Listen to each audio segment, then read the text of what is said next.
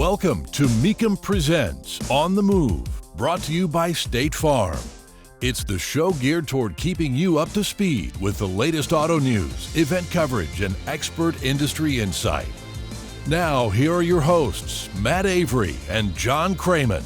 Hey, and welcome everyone to another episode of On the Move. I'm Matt Avery, executive producer of The Transmission, and joining me is my co-host, John Craman, lead TV commentator for NBCSN. Hey, Matt. Glad to see you. And once again, we've really got an interesting show. I think we're going to be sharing a lot of information, covering a lot of topics today. You know, there's a lot of questions, John, about the rest of the summer with the Mecum auction schedule, and we are going right to the source to get the final answer. So do you want to tell guests who we have coming on? Yeah, I'd love to. Dana Mecum, founder and president of Mecum Auctions, started this company back in 1988, is going to be with us for segment 2. To bring all of us up to speed on what is going to be happening on the Mecum auction schedule right through the summer. And then to follow up on segment 3, we've got another special guest. Who we got coming on the telephone with us? We're going to be checking in with Katie Osborne, floor reporter for Mecum Auctions on NBCSN. Before we do, let's talk about Nissan's exciting news. They have teased the forthcoming redesigned Z car. Yeah, I saw a little bit of a teaser that Nissan had provided, and it's got a decidedly retro profile to it, which I think is a step in the right direction. I think this car is coming out, being introduced to go head-to-head with the Supra, which is a decidedly non-retro look, a great-looking car. And so far, here's what we think we know about the car so far. We think it looks like it's going to be called the 400Z or the 400ZX. Don't know yet. And it probably will have the, right out of the Nissan stable, the 3-liter twin-turbo. Right now, it's at 400 horsepower used in certain Infiniti models. And I'm going to stick my neck out and say that I'm going to predict that they may have a traditional 3-pedal manual transmission available in that car. Nothing to support that, just a gut feeling. No, I'd agree with that, John. I mean, it seems like Nissan has made sure to keep that Z a driver's car, so a 3-pedal would certainly make sense. When I looked at the renderings of it, it's interesting. I saw a lot of Aston Martin, believe it or not, with some of just the sketches, and so I think it has a lot of promise. How do you think it would stack up against longtime competitors like Mustang and Camaro? Yeah, that car, the Asian cars have always had kind of an arm's length relationship with what are considered to be the American branded pony cars. So that's a valid question. But I think that there's a little bit more of a clear-cut fan base for both of those cars, the American branded V8s versus the high-performance imports. I think that rivalry is probably going to continue, maybe even go to a different extreme, presuming that this car comes out, and number one, it looks great, and number two, it's an awesome performer. Well, I guess it's also safe to say too, John, that especially with like that class, it's interesting that they have never really taken on the American pony cars, as you said, just because of size. So like, for example, you mentioned Supra. I would never even think of that as a competitor to Challenger, and probably say the same thing with Z, where the American cars seem to be a lot bigger than those smaller imported cars, sports cars.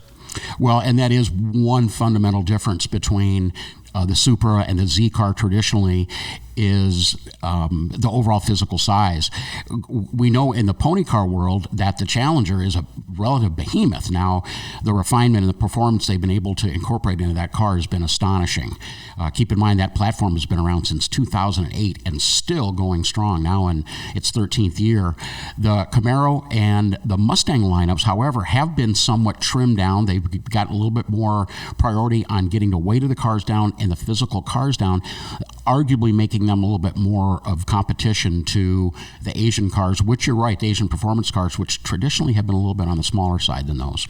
Another big question, too, that remains is what is going to be happening to GTR with this kind of a car coming? Obviously, there's probably room in the lineup for both. I mean, they've had GTR and the 370Z for many years that have seemed to do well with serving both those consumer base, but we'll have to see if they would do something like Dodge, where would they pull down kind of the flagship GTR, maybe make a really hopped up 400Z variant? Who knows? Well, keep in mind, one of the reasons why the Nissan Z car has been so popular over the long production run is because of its affordable price. I am going to say, as opposed to the GTR, which is very expensive.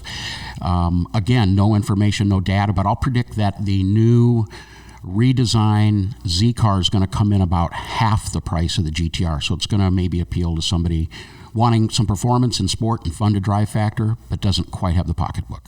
Changing gears to talk about trucks, John, Ford has made the announcement that they're going to be showing off a redesigned F-150 here very soon at the end of June. Yeah, boy, the truck wars continue. We've got an all-new truck from the GM folks with the GMC and the Chevy trucks, and of course Ram from the FCA guys. Now Ford has jumped into the game, and they'll be revealing the all-new F-150 on Thursday, June 25th. That'll be a press release, but you can be sure that within a matter of minutes, that information is going to be out there. Man, it just doesn't seem that long ago, 2015, that all of the buzz was around the redesigned F-150 in 2015, incorporating a tremendous amount of aluminum body components with the weight of the truck really coming down. Where's all that time gone? I remember that, John. They really rocked the boat by using all that aluminum. I remember people, saying that the truck wouldn't hold up well, quality control would be all over the map, and it seems like that has not been the case. It seems like buyers have been very happy, and it seems like other manufacturers have followed suit by using aluminum. So it'll be interesting to see what Ford has up their sleeve for this new redesign, if it'll be something as radical as that. And one thing that I'm going to be looking for, we always kind of have a performance bent to everything that we like to talk about, and that will be on the new platform. If the Raptor, their performance version of their venerable F-150, has, as has been sort of rumored and secretly talked about, some type of a V8 upgrade, including maybe the engine platform that the GT500 Mustang currently has. Don't know anything about that yet, but we do know that performance has been a priority for the truck manufacturers, not just sporty, cool-looking badges, but actually real, honest performance, not only with high-performance engines, horsepower, but also with suspension and braking upgrades. We're seeing that from all the manufacturers. I kind of have a feeling that Ford's going to roll out something pretty cool with the Raptor on the new F-150. Keeping the theme on American brands, John, Buick, in a sign of the times, has announced that moving forward, they are only making SUVs. Yeah, it might come as a shock, but maybe not, that Buick is officially out of the car business. The Buick Regal is now out of production, which leaves Buick strictly as a crossover SUV, manufacturers only. Who would have thought? That Regal name goes all the way back to 1973. It was on the Century. It was a trim level. And in the 1970s and the 1980s, that was a hot seller. Man, have times changed. And we know, we've talked about it here on the show, and we'll continue to talk about it and report on what's happening with the market, the transition. But an old traditional brand, Buick, no longer building cars, sends a signal to the automotive world that cars are definitely on their way out, one by one by one. Mecum Auctions is proud to bring you On the Move with Matt Avery and John Craman. For more on the world of collector cars, head over to Mecum.com. Now let's get back to the show. There is so much excitement for the upcoming Mecum schedule this summer, and to find out all the details, we're so excited. We have founder and president of Mecum Auctions, Dana Mecum, in the studio. Dana, thanks so much for stopping by. Well, you're welcome. It's good to be here this morning. Dana, let's just get right to it. A lot of stuff going on in the Mecum world, out there in the collector car world in general. Let's run down the latest information on what is up for the Mecum schedule. Fill us in, man. Well, our live schedule will be back in action summertime. We start June 26th, which is essentially the beginning of summer. We start with the Ed Vinoy collection in Jefferson, North Carolina. That's a personal collection auction. It's not a consignment auction. There's close to 5,000 pieces, about 85 cars, some of the best cars. And it's just, there's been a buzz and a lot of excitement. It's the one thing that I'm very proud of is how loyal the Mecum customers have been going through the pandemic era here. But I have never seen an auction like Vinoy where we've had so many people calling from all over the country wanting to know when it was going to be, because they're coming to it.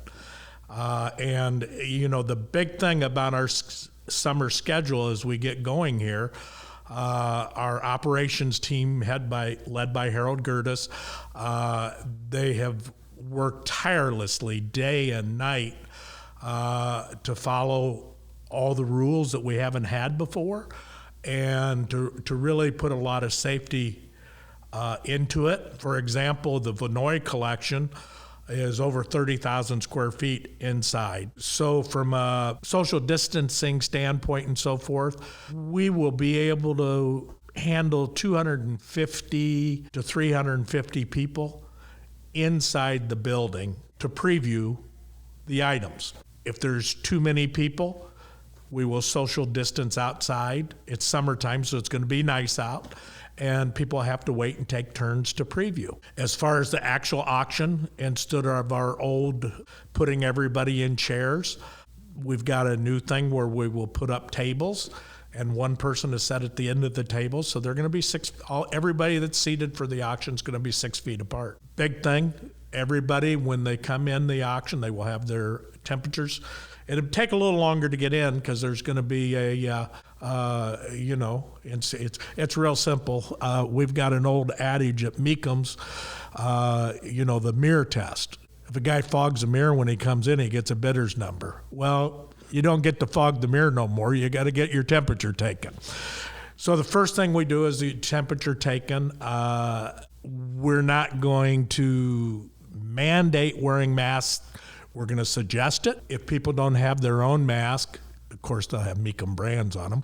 We have masks to give everybody. So there will be masks, and we have multiple. Everybody that comes in will be handed a small bottle of hand sanitizer, and then we will also have sanitation things around it. No food will be served openly. All the food will come in closed containers. So it will be prepared off-site, be in closed containers. That's what we're working on now, is to have plenty of variety in the food. This auction's on top of a mountain, so we might have to drive down the mountain every night to get fresh victuals, but we can get that done. So that's that's what's going on there. We really expect, because in the auction business you call it smalls.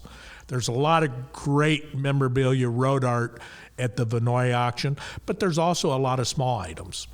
Well, we really expect the internet and the telephone to light up on those small items, so the pace of our auction will slow down. And that goes everybody that's used to a Mecum auction. With some of these safety precautions, that's the one thing we're going to have this summer, is our pace is going to slow down.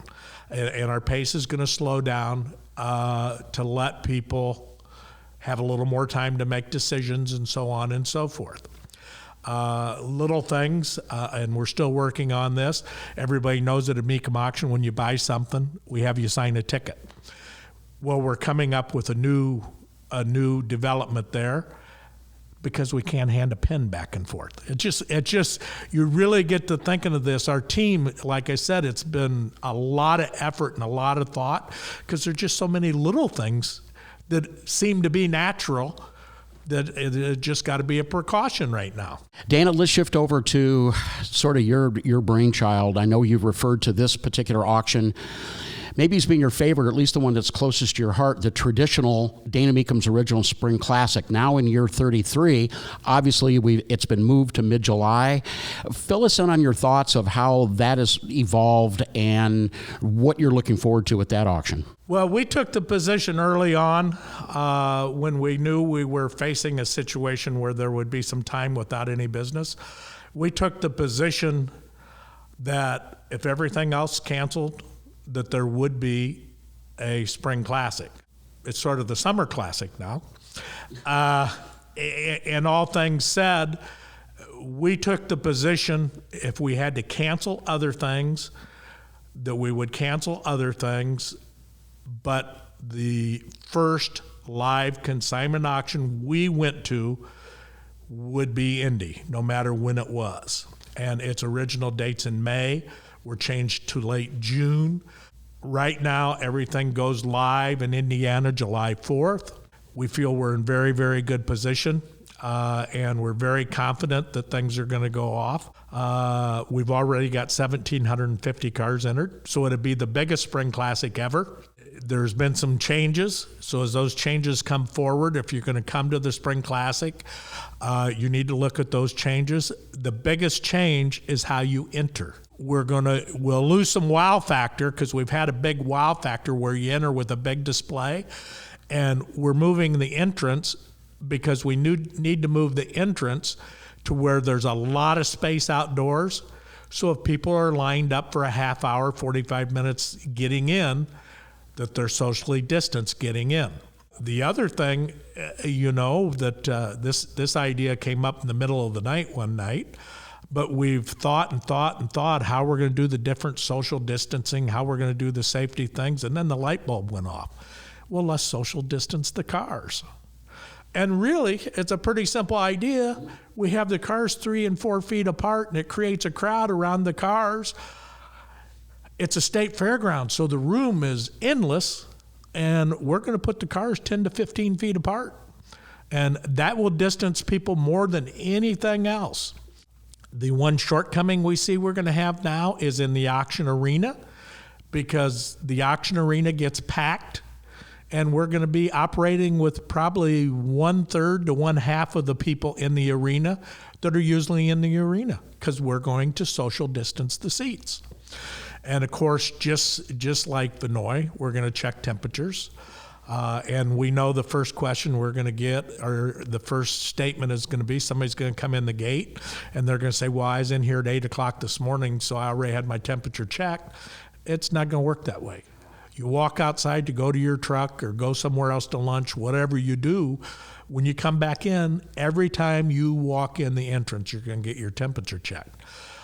In the past, there's always been several ways where you could get in and out. It's going to get crowded getting in, and that's why we got to social distance it, because there's only going to be one way in and out. We just have to do that. So that's of course, again, there's going to be masks, there's going to be sanitizer, there's other safety precautions being talked about as we go through it. We're looking at a situation a little different than Vinoy, and we're working on that right now. We hope to be able to have the fresh food trailers like we've always had, and that, and so on and so forth. It's part of the event. People love that, so we want to get to that. It's a situation where we spend our whole lives building a crowd, and this is essentially a thing where we may thin the crowd. If you are a bidder or a seller, you're definitely going to get in.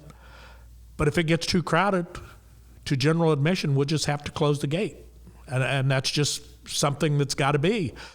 Sort of hate to use these words and so on and so forth, but it's the easiest way to explain it. If you are a buyer or a seller, you're an essential patron. If you're just a general admission ticket, you could lose entry if it gets crowded. And that's just one of the control things. Like I said, it's a state fairgrounds, and it'll probably hold well over a couple 100,000 people for a state fair. So we look at it on the big days, we might have 3,000 people there once we thin the crowd. So like I said, we're not going to have any problem with crowd control or anything else. At this time, the only inconvenience we see is sitting in the actual auction arena. And the one thing we're doing about that is we will call it relay bidding. Now, I know some of you guys out there will take relay bidding to mean you're going to have somebody else on your team and help you spend money. That's not true. It's still your own money. But what relay bidding is we will set up areas where 25 to 30 people can sit socially distanced with a big screen TV with an auction ringman there, and you can bid from that area, and he will relay your bid to the auction block. We may have as many as 15 or 20 of those stations. So that's one thing, at this time, we don't know whether we will use them, but we will have them set up. So if that's a necessity to keep the crowd socially distanced, we will do that. The relay bidding is one of those things where the actual auction will slow down. We're going to have the live bidders in the audience, in the auditorium that we're used to, but then you can have relay bids. We expect more phone bidders than we've ever had, and we expect more internet bidders than we've ever had. There's going to need to be some patience involved. They've hired 4 or 5 guys with clubs to whack-a-mole me and keep me idled down. And the last thing on our summer schedule is big news. We're going to a new venue. It's a new venue, but it's an old venue. We're going to Kissimmee in the summertime. And we're going to Kissimmee August 27th, 28th, and 29th. And it's real simple why we're going to Kissimmee. It's a known brand. Due to the convention center status, we're losing some sites and so forth. We need an East Coast presence. We're familiar with Kissimmee. For us, there's been several new venues that we've contacted or they've contacted us. And we finally took the approach with extra safety precautions. We want to be somewhere where we're very familiar with the grounds. And this is not saying negative of anybody at an operations, at a convention center or something else. But at Kissimmee, everybody that runs that grounds, they're familiar with us. It's all like one team. Where if we go someplace else, especially if it was new, it's not a melded team. It's 2 different groups working, and they can have different directions. And once we get to the event, we want to do what we do. We want you to be able to buy and sell cars. We don't want an event to turn into a political quagmire of discussing where people can set and do this and do that and do this. So we've chose an event site that we're very, very familiar with. It's a good East Coast. It's easy to get to. Orlando is going to be more open than most places. Florida seems to be in very, very good shape. Disney's opening, so on and so forth. So, I'm sure that Disney will be very happy for us to be there. So they've got a nice model to follow how to do things. So how many days will that event be? It's only 3 days.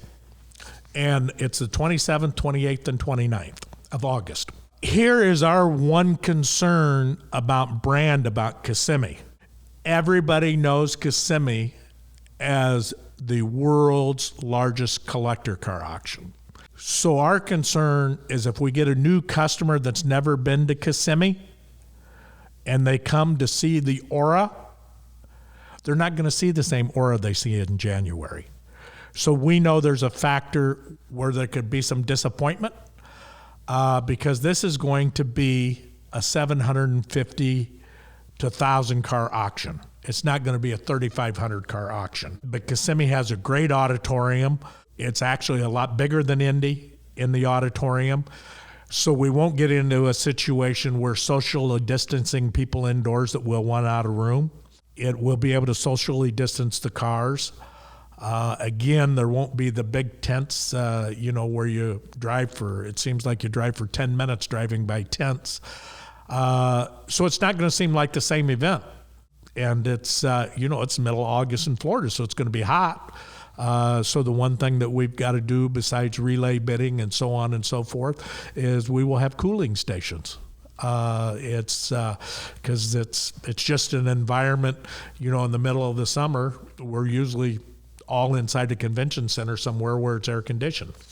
So it's going to be hot. So, and then officially, Dallas is in September, and Dallas is still on the schedule and so forth. Texas is open. So it's really, there's 4 auctions this summer. You've got Vinoy, a private collection sale. Then you've got Indy. Then you got Kissimmee Summer. And then you have Dallas. Hey, Dana, thank you so much for filling us in on what's coming up. We've really enjoyed having you on the show, and we'll be coming back to you throughout the year for more updates. Okay. It was great being here, and just constantly check at Mecum.com because we've got the red line open, and we're going to red line this dude, and we're going to open back up, and it'll be excitement like you all expect. Don't adjust that dial. On the Move, we'll be right back. Our program is proudly presented by Mecum Auctions, the world's largest collector car auctions. Now back to Matt and John. Well, we're so excited for our third guest. It's Katie Osborne, floor reporter for Mecum Auctions on NBCSN. Katie, thanks so much for stopping by. Thank you so much for having me. I'm glad to be listening to you guys. I wish we were all together. Katie, fill us in. How did you end up with Mecum Auctions? Oh, man. I don't know that we have that much time. My journey is a pretty wild one. But basically, if I take it back a few years, I'm born and raised in Indianapolis, like actually much of our crew, both production and on-camera crew is. Born and raised in Indianapolis, and I'd always been around the motorsport industry. One of my first jobs was at the Indianapolis Motor Speedway, but it kind of goes even before that. My mom and dad were directors of the Indy 500, so for the full month of May, it was like a spectacle of racing around Indianapolis, but in the Osborne household as well. So there was always kind of this love of cars and what that really represented, the passion and the story behind the motorsport side. Well, then I worked at the Indianapolis Motor Speedway and totally got a different view on motorsports altogether. And traveled around a little bit beyond that. I had a small show with IndyCar in 2011 as I continued to pursue sports broadcasting, which was my major at Indiana University. I got out of racing a little bit. A job with Global Rallycross actually in 2013 took me out to LA, and that was like me that was me getting back into motorsport. Now, some would say, well, how is motorsport? How does that kind of parallel with Mecum? Well, it's interesting. In 2015, I then I was offered a job to host Power Nation, an automotive build auto tech show out of Nashville, Tennessee. And what was really cool to me is the difference that I found out between the motorsports world, which I thought was very similar to automotive. And it is. There are like-minded individuals, there are similar people, but it's a completely different world as well. And what I loved about the automotive industry that I found at Power Nation was the storytelling and understanding the emotional side that cars really bring to people. It's understanding why that car means so much to one person or another.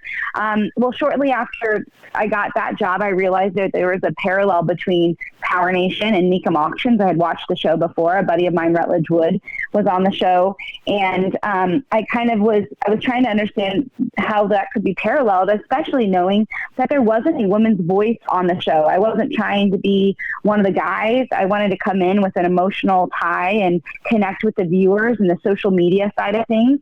So I sat down with the EP and kind of showed him a couple of different ways, pitched him a couple of ways that I thought that I could bring value to the show at the same time as connecting with the community. And we gave it a whirl. I think it was like in Indianapolis in 2015 or 16 maybe. And like I said, I think finding my role and identifying what that was there at the very beginning of my time with Mecum was key. And knowing that from that, the passion for me was understanding the car stories, connecting with the community, and understanding why there are so many enthusiasts that are both in the automotive and motorsports community. Well, and I think you hit it right on the head, Katie. As I remember clearly when you came on board, it was a matter of you jumping in with guys that had worked together at that time almost 10 years and had already established a momentum and a relationship and a chemistry. And I can only imagine you coming in generationally different. But I just have to tell you, kid, you just have absolutely nailed it in a couple of different ways. And let me tell you what those are. Adding your flavor and your personality to our broadcast on NBCSN is one area. And then on the other end of things, your command of the social media aspect of it and connecting our TV viewers in social media has really been perfection. And just as importantly, and I'm not sure if you feel the same way that all of us guys do. I can speak on behalf of all the other guys, Bill and Steven and Scott and myself, that we have totally 100% accepted you as part of the Mecum team now. And we all have a great working relationship, and we all enjoy spending time with each other and respect each other personally as well. So let me just say from our standpoint, we just could not be more happy with what you have brought to the table in regards to Mecum Auctions. And my final comment on it is that's backed up by our viewers that I think honestly were probably a little bit skeptical. You know, who's this gal coming on with all these car guys? But now I think it's been 5 years. You're just an accepted part of the team and are just as regarded and just as welcome as the rest of us. So I'm just really, really happy that it's worked out. Let me ask you this. What else have you got in your personal hopper besides looking forward to the remainder of the Mecum season? Well, thank you. That was very nice. Very nice of you, JK. And I do feel similarly, especially with the camaraderie with our team. And of course, like I had mentioned, the community involved that I've gotten a chance to get close with as well. In the cooker, it's been kind of interesting, right? This whole journey, where we are in our world right now. Knowing the importance of what's at stake out there, and a big thanks to everyone who have been on the front lines and who have been working and who recognize the importance of all of that right now as well. But for me, TV wise, it's been interesting because where I have been able to kind of change and shift over the last 5 years of being involved in Mecum is understanding my role and my interest and my passion. I'm still involved with motorsport reporting, been working with NASCAR and Fox Sports, covering the ARCA series that they have, which is really neat to me because it's kind of young guns in the industry and able to tell their stories. And they're so vocal, and they're not yet at that place where they are keeping things near and dear to their chest. They want to get their stories out there, and that's a lot of fun for me as well. As working with Red Bull and ESPN on some shows that are with gaming and Gran Turismo, sim racing. As we know here in this COVID time, sim racing has really picked up with the motorsport world. And so the show was created over during the pandemic, actually. And that's been super wild and cool to be a part of, having a studio from home, knowing what that's like, knowing how hard the production crew is working to try and make a show into something. And it's been phenomenal in that way. And then, of course, there's been other things going on. You have other miscellaneous motorsport deals, working alongside a couple of different partners to create some additional content on social media. And then actually during the pandemic, I created a show called A Drink With, which has been super cool to be able to sit down and have engaging conversations with people that we don't typically, JK and Nat both, how when you go to events, it's running and gunning and you don't really get a chance to sit down and have a conversation or a cup of coffee with somebody and talk life. And this time has been really interesting that I've gotten to flourish and kind of foster some relationships with people in the automotive industry and kind of get to know them on a deeper level by having a drink with them, a digital drink, if you will. And that's been super cool. So lots of things are moving. There's a lot of moving and shifting and shaking. But I know that I can't wait to get back out there, hopefully so soon with everybody. There's been a lot of quality solo time and a lot of clarity and solitude during quarantine. So it'll be nice to kind of get back out with the community. Katie, tell us a little bit about some of your automotive interests. What are some of the cars and trucks that catch your eye? Well, if anyone's watched the show, I don't go a weekend without picking a Bronco, of course, or some sort of cool, rad SUV like a Scout, even some of the Blazers. There was one in Glendale before we were off air. There was an old Blazer. It was beautiful. It was red, and the interior was plaid, and it just was a really cool. So those oftentimes catch my eye. I've also been a softie for whatever reason, Chevelles. Out of all, muscle cars, sports cars, everything that are like kind of represent a different genre of classic cars. For some reason, I like muscle cars, but, the unique ones that have a little bit of a pizzazz or story to them stand out to me, except for the Chevelle. The Chevelle has always kind of been the one that I've always gravitated towards that's not out of the wacky, wild, unique cars. In my neighborhood, there's a Volkswagen Thing that kind of drives around with surfboards, and its license plate says something along the lines of like something with surfing. And those really strike me. Every time I see them, I get so excited. Well, Katie, we will all be together back soon, calling the action Mecum Auctions on NBCSN. Dana Mecum's original 33rd annual Spring Classic is coming up. That is going to be mid-July with coverage coming up on NBCSN, and that will be a chance for all of us to get back together again. Our last auction was in Glendale, Arizona back in March, which almost seems like a lifetime ago. We really appreciate, kid. Thank you so much for joining Matt and I today on our podcast. And all I can say is we're so happy to have you on board and really looking forward to seeing you getting us all back together in July.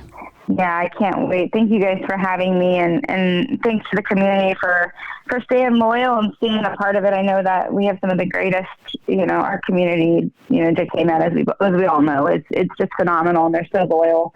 And honestly, I've always said it's literally like having a drink with, when people come up and talk to me at the events about the shows, I just always reiterate how it's literally like having a drink with a bunch of, you four guys just learning about cars. And it's been a big learning curve for me in a lot of different ways. But it's one that I feel very fortunate and blessed to be able to be a part of. So I look forward to getting back with everybody here soon. You've been listening to Mecum Presents On the Move, brought to you by State Farm. For more information, visit Mecum.com. And join us again next time as we take you inside the world of muscle and collector cars and more.